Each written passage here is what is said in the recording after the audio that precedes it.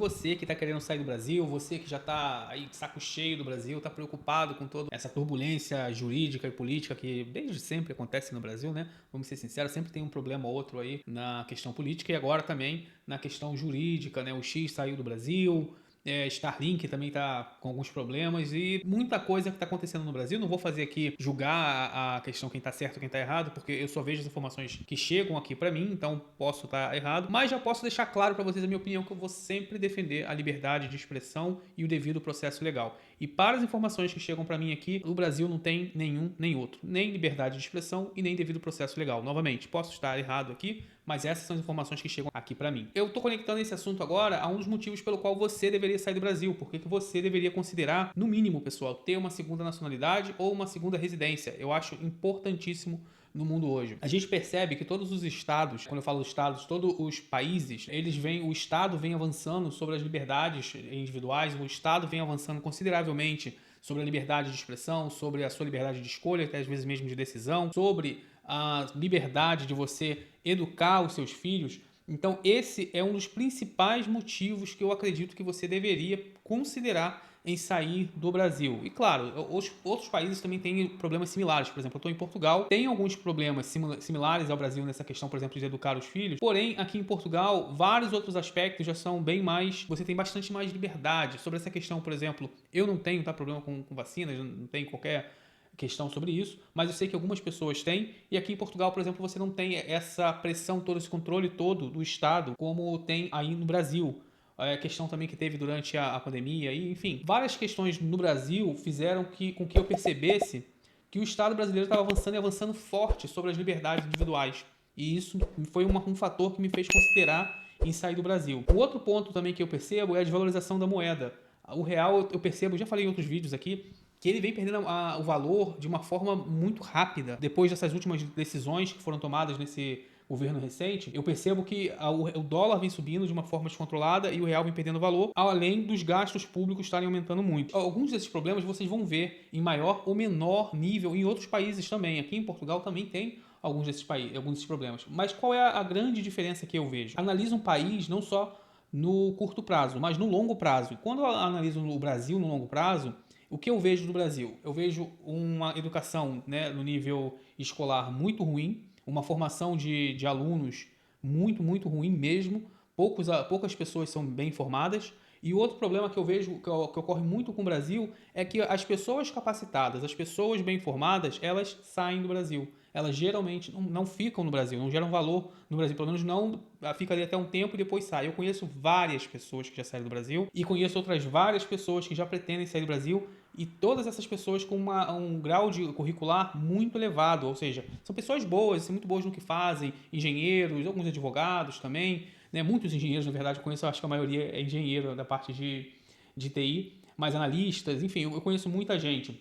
Então isso me faz eu ficar preocupado sobre o futuro do Brasil, porque é um país que está aumentando a carga tributária, um país que está desvalorizando a moeda, um país que a violência vem subindo consideravelmente, que já era alta, né? Por exemplo, o Rio de Janeiro aí, eu já acho alguns lugares do Rio simplesmente inabitáveis, né? Não só o Rio, mas São Paulo também tem. E claro, você pode falar, mas calma, o Brasil é enorme, você tem muitos lugares bons, e tem. Interior de São Paulo, eu morei lá e é muito bom para se morar.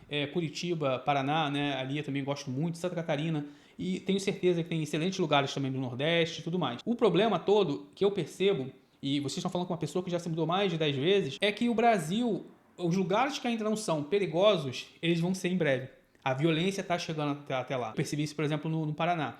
Em Curitiba é um lugar ainda, eu acho que ainda é seguro ainda. Claro, tem um nível de violência e tudo mais, mas eu percebia que alguns criminosos já tentavam se instalar, né, vindos até mesmo de São Paulo, que não vou entrar no detalhe. Esse é um dos aspectos. A outra coisa que me pega bastante, que eu acho que talvez vocês devem considerar também, essa questão, por exemplo, algumas famílias querem homeschooling. Eu não adoto o homeschooling, mas eu gostaria de ter, né, igual aqui em Portugal a gente pode fazer isso. Aí no Brasil, eu gostaria sim de ter essa liberdade de fazer isso sem o Estado estar tentando me controlar a todo momento, né? E outra questão que me incomoda bastante no Brasil, que talvez vai incomodar vocês, é a questão de você, quando você está no Brasil, parece que é mais difícil você trabalhar para outros países. A não ser os Estados Unidos, que eu até recebi algumas propostas para trabalhar para os Estados Unidos do Brasil, é um pouco mais difícil. tem também para a Europa. Por que eu falo mais difícil? Porque quando você vem aqui, por exemplo, para a Europa, vários recrutadores de vários países que entram em contato no seu LinkedIn procurando para que você trabalhe remoto para esses países. Aí, poxa, às vezes você vai ter que ir lá uma vez por mês, né? Pô, que chato. Você vai ter que ir para a Alemanha,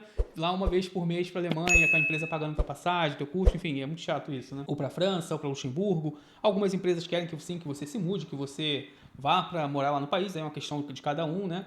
Espanha, por exemplo, eu fico aqui, cara, a 2 horas da Espanha. Se eu for para Salamanca, por exemplo, acho que é menos 2 horas até. Mais ou menos isso daí. Eu fui para Nerja, na Espanha, em Málaga, que é um lugar bem longe, e dali eu deu 7 horas de carro, para dar uma ideia para vocês. E aí é outro ponto e o Brasil me incomoda um pouco. O que acontece? No Brasil, quando eu viajava, por exemplo, eu ia do Paraná para Santa Catarina, eram 3 horas. Cara, em 2 horas eu tô na Espanha. Quando eu morava em São Paulo, ia pro Rio de Janeiro, era mais ou menos 8 horas. Em 8 horas eu tô em Madrid. Se eu botar um pouquinho a mais, esticar um pouco a mais, acho que eu consigo ir pra... Não sei exatamente a quantidade de horas, mas eu consigo chegar na França também, se eu esticar um pouco mais, talvez 12 horas ali. Então, essa questão geográfica do Brasil também, ela é desafiadora, porque como o Brasil, né, tem proporções continentais, você viajar o Brasil de carro é um pouco complicado, porque qualquer lugar que você for vai dar 4, 6, 8, 12 horas de viagem facilmente. E além disso, tem a questão também das estradas, né? Vamos ser sinceros aqui, as estradas no Brasil não são as melhores. Ali quem pegou a Regis Bittencourt, por exemplo, sabe aquilo ali. Eu não gosto de ficar dirigindo por muito tempo, tá? A Regis pra mim é um pesadelo, que você fica ali a vida toda. Aqui na Europa, eu posso dizer que mais de 90%, eu não vou dizer 100%, porque eu estaria mentindo, mas que eu não conheço todas, mas pelo menos mais de 90%, mais de 95% das estradas que eu dirigi são muito boas, estão em boas condições. Tem uma coisinha ou outra ali, mas também nada igual ao Brasil. Muita gente olha para o curto prazo. Aí, por exemplo, falando aqui de Portugal. Ah, mas eu não vou para Portugal porque os salários não são altos. Cara, de fato, se você comparar com outros países, os salários não são altos, mas tem uma falsa equivalência aí. E a falsa equivalência, ela ocorre porque as pessoas elas não pensam no custo de vida. Né? Por exemplo, quanto que é um aluguel aqui em Portugal, quanto seria em Berlim? Aí quando eu falo em Portugal, as pessoas também só olham para a Alemanha e para Porto e para Lisboa. Portugal não é só Porto e Lisboa, pessoal. E o interior de Portugal não é igual ao interior do Brasil. Não pensem dessa forma. Um grupo de pessoas pelos comentários de um vídeo, e ela falou o seguinte, falou, cara, mas pô, você mora longe de tudo, tal, você mora no interior. Cara, eu moro a 2 horas da Espanha, mais um pouco aqui eu chego na Serra da Estrela, tô perto aqui do Porto, perto de Lisboa. Para mim 2 horas já é excelente já. Então, depende, tá? Eu sei que, claro, se você mora aí no Brasil, de frente para a praia, e você vir para um lugar aqui que não seja Cascais, por exemplo, você vai ter um desafio, porque, cara, você está morando num lugar paradisíaco, por exemplo, como eu conheço ali Bombinhas, né, Canasvieira, que é um lugar maravilhoso ali de Santa Catarina. Quem mora ali de frente para a praia, obviamente, quiser algo no mesmo nível aqui na Europa, vai ser um pouco mais caro, ou talvez não vai morar num lugar tão interessante. Mas aí depende do que você busca. Né? E quando eu falo de você buscar uma segunda residência, buscar uma segunda nacionalidade, né, sair desse Brasil, eu estou falando de você ter uma segurança para o futuro dos teus filhos, principalmente, que eu acho que isso é mais importante, né? Porque imagina, toda essa insegurança que está rolando no Brasil agora, essa questão jurídica tal, vai querer impeachment, agora vai ter manifestação dia 7 de setembro, todas essas questões, a gente não sabe no que vai desencadear. Né? A gente não sabe essa insegurança aí do devido processo legal. A gente não sabe como é que vai ser o futuro do Brasil. E essa insegurança do Brasil, sinceramente, isso é uma coisa que me cansou já. E sempre teve de um nível diferente, claro.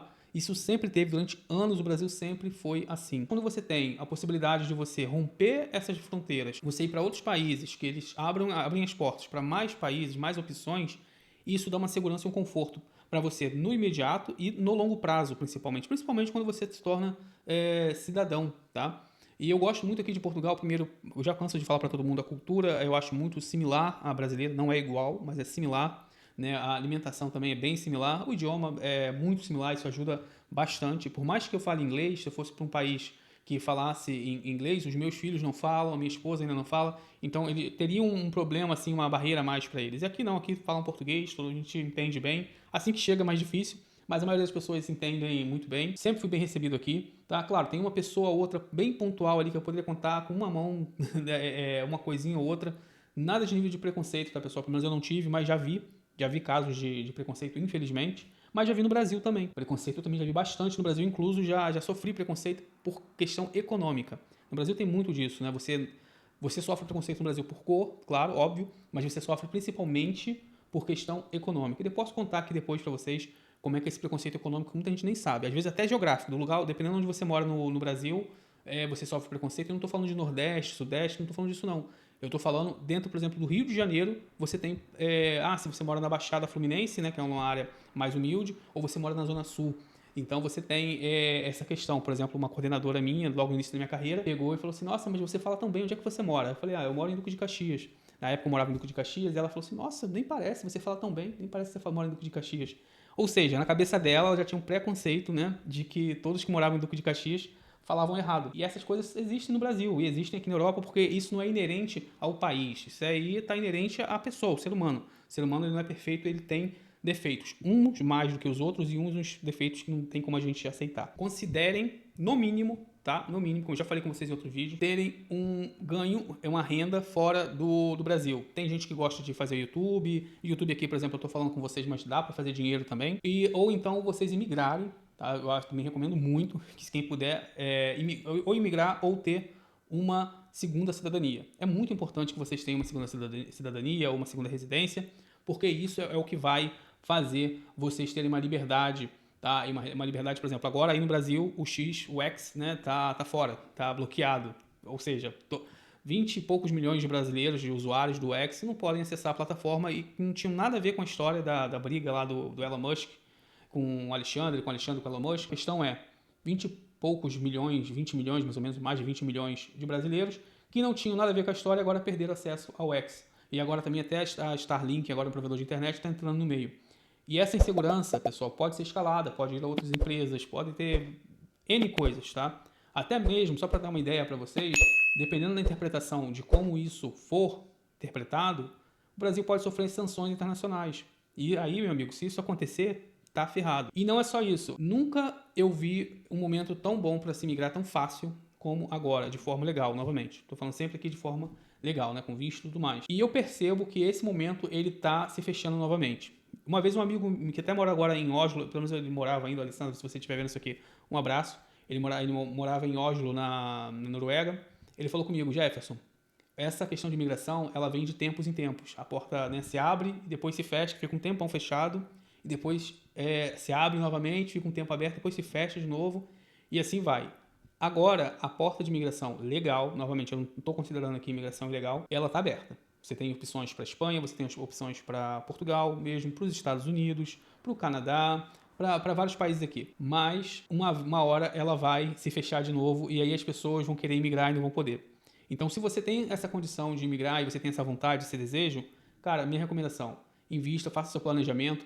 Você, por exemplo, pode migrar até mesmo aí para o Uruguai, para a Argentina, depende do que você quer. Ainda que não seja definitivo para você, talvez, seja uma coisa temporária, você pelo menos experimentar e você ter essa liberdade e você fugir dessa bagunça que tá o Brasil. E não se esqueça, pessoal, deixa seu like, curte, ativa o sininho e compartilha para aquele seu amigo, sua amiga que quer sair do Brasil também. E comenta para mim, você também quer sair do Brasil? Você quer sair dessa bagunça toda? Para qual país você está pretendendo ir e por quê? É isso aí, pessoal, até a próxima!